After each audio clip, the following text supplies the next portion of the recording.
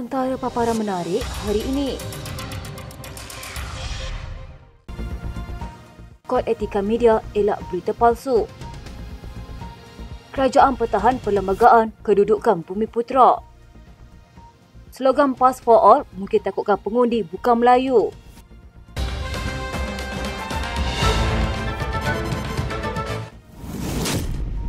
Elak pemberitaan dipengaruhi kepentingan peribadi dan mengesahkan kesahihan maklumat antara 8 panduan terkandung dalam Kod Etika Wartawan Malaysia.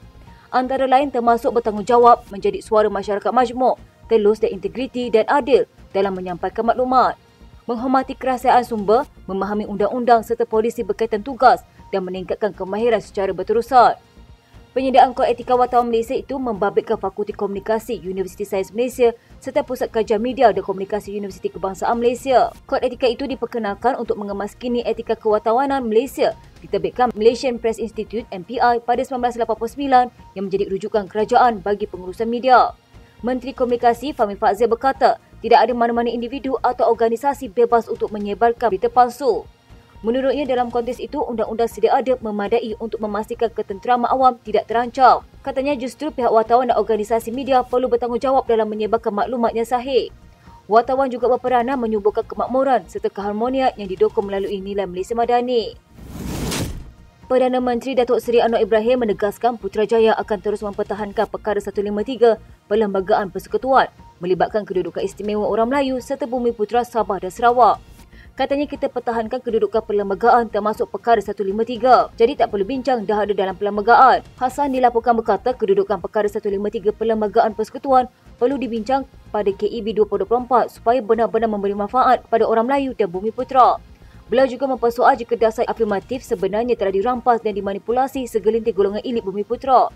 Perkara 153 ialah peruntukan mengenai jaminan kedudukan istimewa orang Melayu dan anak-anak negeri iaitu pribumi Sabah dan Sarawak, juga kepentingan sah kaum lain berwarga negara Malaysia. Pernyataan Hassan itu selepas Anwar berkata KEB 2024 bertujuan mencadangkan hala tuju serta pendekatan baru agenda pemerkasaan Bumiputera yang lebih adil, saksama dan inklusif, di samping akan mencadangkan pendekatan menyeluruh.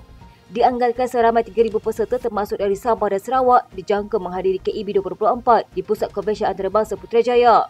KEB 2024 dianjurkan Kementerian Ekonomi dengan kerjasama Kementerian Kemajuan Desa dan Wilayah. Slogan Pass for All di Selangor hanya akan menambah ketakutan pengundi bukan Melayu pada PAS yang sebelum ini sinonim dengan sentimen ekstrim dan konservatif. Azmi Hassan dari Akademi Nusantara berkata, pihak mendapat keuntungan daripada projek khas PAS negeri itu sudah tentu UMNO yang sebelum ini tidak disenangi penyokong bukan Melayu Pakatan Harapan. Katanya bila gerakan dibuat besar-besaran, ini akan menakutkan pengundi bukan Melayu, terutama sekali penyokong PH yang sebelum ini tidak mahu menyokong calon UMNO akan mengundi UMNO. Kerana alternatifnya PAS suka untuk tarik undi bukan Melayu tanpa kerjasama bersatu dan gerakkan.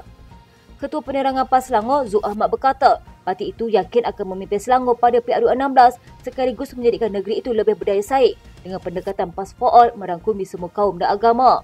Pada pilihan raya negeri Ogos lalu, Perikatan Nasional menang 22 dun sekaligus menafikan penguasaan 2/3 gabungan Pakatan Harapan dan Barisan Nasional yang menguasai 34 daripada 56 kerusi. Presiden PAS Hadi Awang ketika merasmikan Muktamar Tahunan PAS ke-69 Oktober tahun lalu mengarahkan anggota parti itu menarik undi bukan Islam pula setelah berjaya menguasai sokongan Melayu. Ironinya, Azmi berkata suka untuk PAS meraih undi bukan Melayu tanpa bantuan rakannya dalam bersatu dan gerakkan menerusi platform Perikatan Nasional yang lebih terbuka pendekatan politiknya.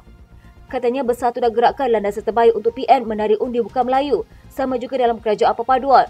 Bukan Amanah atau PKR, tetapi sandaran terbaik tarik undi Melayu adalah UMNO. Tetapi parti itu perlukan sokongan penyokong PH. Sama juga dengan PAS, mereka memerlukan sokongan gerakan dan bersatu kerana stigma negatif PAS itu terlampau ekstrim melekat pada pengundi bukan Melayu. Arif Aizuddin Azlan dari Universiti Teknologi Mara mula berpandangan PAS mendahului rakannya bersatu dan gerakan dalam merancang strategi PRU16 berkait dengan krisis keyakinan susulan tindakan beberapa ahli parlimen bersatu yang bertindak menyokong Datuk Seri Anwar Ibrahim. Katanya selepas peristiwa itu, ini adalah waktu sesuai untuk PAS menggerakkan langkah dan strategi ini sangat sesuai dan berkesan untuk menjenamakan semula parti itu dalam kalangan pengundi bukan Melayu khususnya di kursi bandar.